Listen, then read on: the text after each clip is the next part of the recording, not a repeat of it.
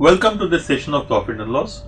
In this session, we'll pick up a few questions from CLAT and ILEC papers from this topic and see what is the appropriate way of solving these questions. Let's go into the question straight away. Question 1. A dealer marked his good 20% above the cost price and allowed a discount of 10%. What is his gain percentage? Now, before we solve this question, let's quickly understand what is the concept behind this. You have cost price, all of us are aware, and you have a selling price. The difference between the two is called profit. But what typically is done by shopkeepers and by retailers is that they will mark up the price. So if they want a 20% profit, they will increase the markup of price by not 20% but by 30%. They will say my cost is 100 rupees. Let me mark it up by 30%. So I'll mark it up and call it 130 rupees. And then give a discount of 5%, 10% to make it easier for them to sell. So markup is the increase in the cost price. So markup is typically higher than the cost price, and if you reduce the discount from the markup, you will get the selling price. So selling price can be obtained by adding profit to the cost price or by reducing discount from the mark price. Now let's look at this particular question. A dealer marked his goods up by 20%. Let me assume his cost price is 100 and he marked it up by 20%, so his mark price becomes 120, and then he gives a discount of 10%, so minus 10%, so indicate reduction in value, which means the discount of 10% on 120. 10% of 120 will be equal to 12 rupees, or he'll end up with 108 rupees. So in a way, his cost price is 100 rupees and his selling price is 108 rupees, or he has a profit of 8%. Okay. Now this is a simple method which can be adopted for such questions, but you could also have done successive changes. This is nothing but a markup of or an increase of 20% followed by a discount of 10%. So if I apply the same formula of A plus B plus AB by 100, it will become A plus B. B is minus 10, hence minus 10, plus AB by 100 will be 20 into minus 10 by 100, which is minus 2. So 20 minus 10 is 10, minus 2 is equal to 8. So whether you apply this method wherein you assume the cost price to be 100 or you employ the method of successive increments, either way you will get the same answer. Choose whichever method is convenient to you. It does not really matter because both of them take very small amount of time. Okay. Let's move to the next question now. Question 2. A dealer buys an article for rupees 380. So his cost price is 380 rupees. What price should he mark so that after allowing a discount of 5%, he still makes a profit of 25%? So what is he doing? He has a cost price.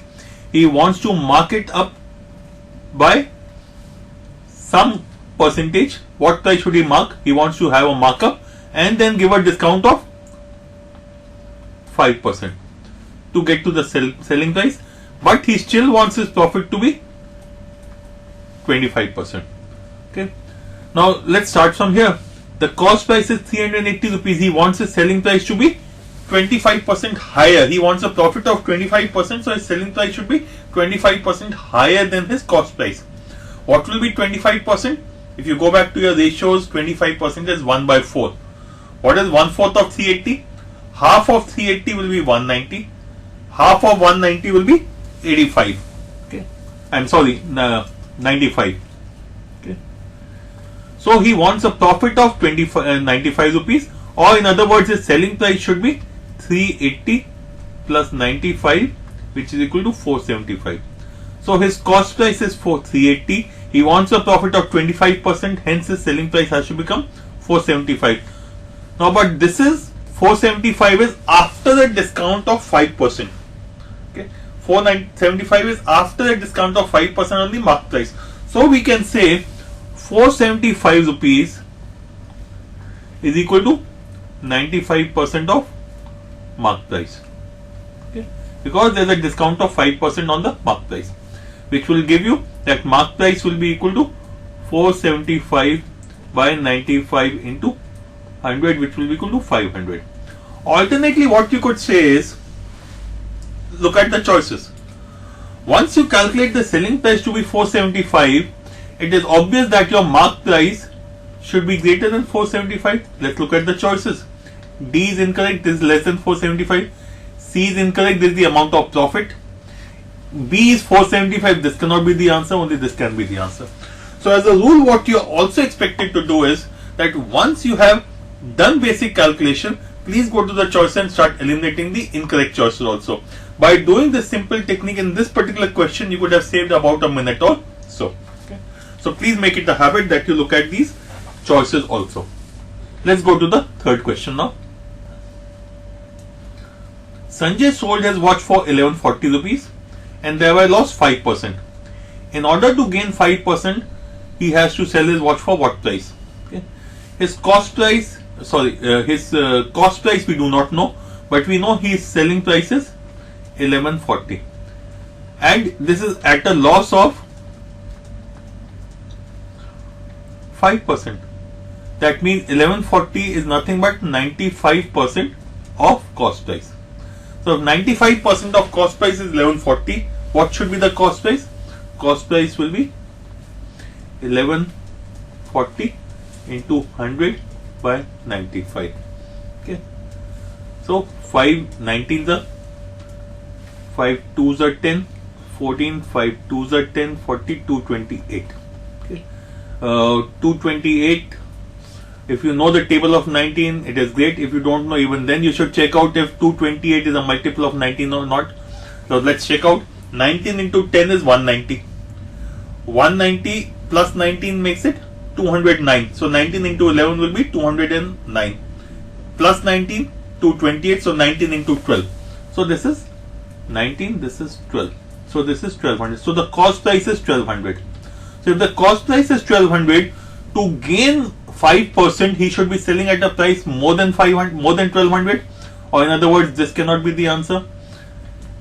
These three can be, but 5% extra on 1200. So 5% of 1200 is equal to 60. So he should be selling it at 1260.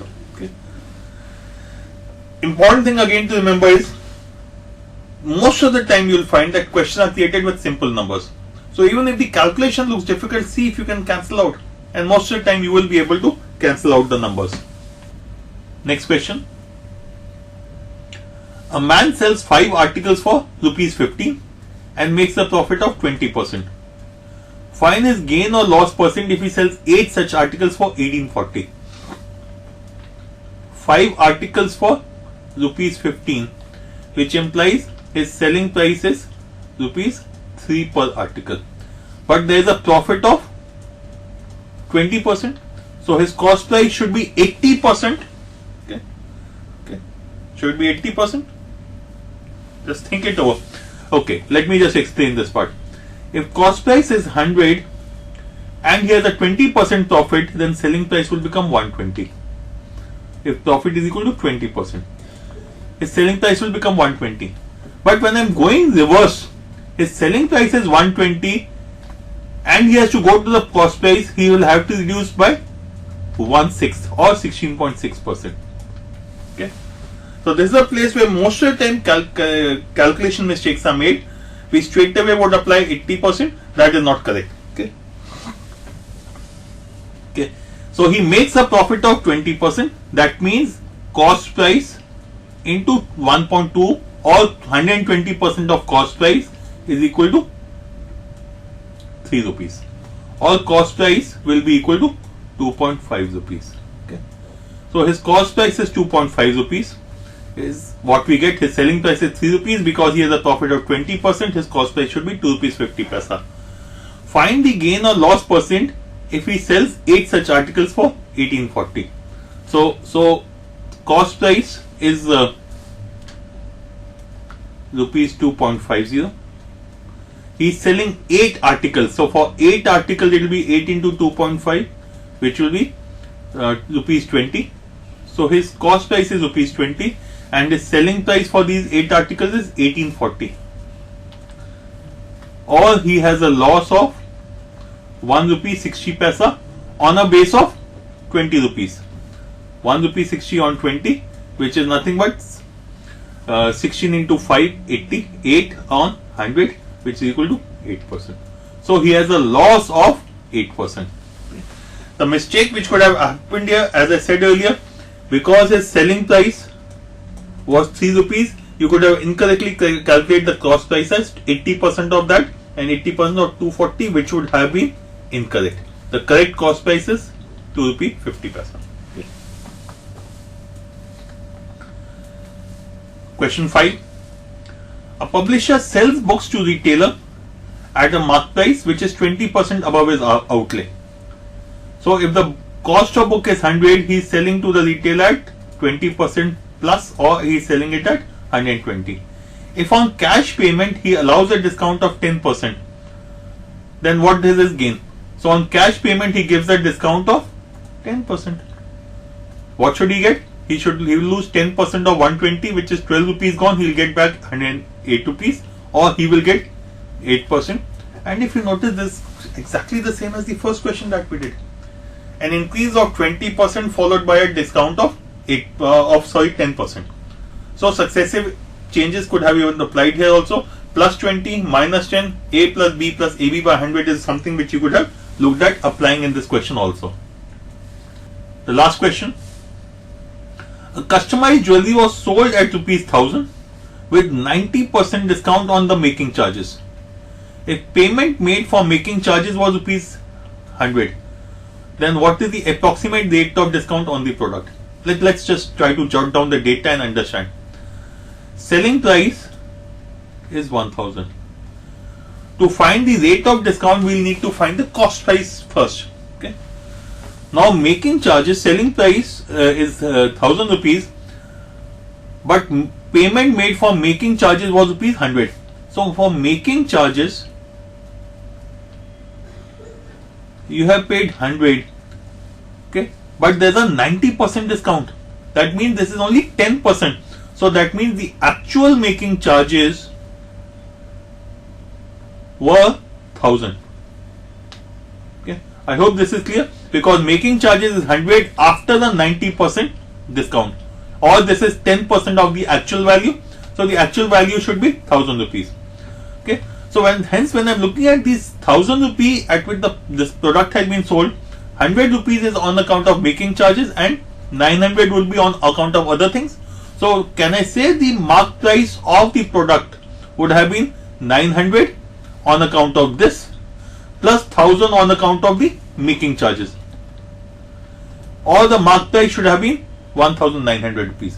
If the mark price is 1900 and you have sold it at 1000, that means the discount is equal to 900 rupees on a base of 1900. So the discount percentage should be, so it is 9 by 19. You remember what is 1 by 19? 1 by 19 is 5.26%.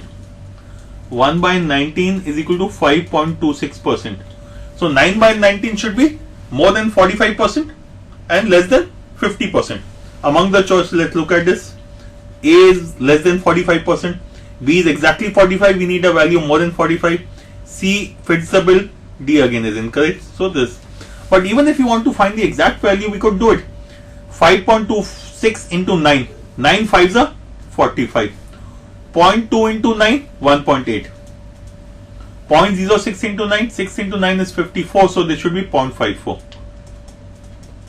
So this would be 45, 46.8, 47.34% should have been the answer exactly. Since the question is giving among the choices, we have to pick up the right answer. That should be 47%. Okay. So if you notice, what I have always maintained is coming out here also. If you are good at calculations, if you practice calculation, you will be able to get the answers faster. And if you start looking at the choices, again that will be to your advantage. So please make it a habit that you practice calculation and look at the choices along with your question and do your calculation along with the choices.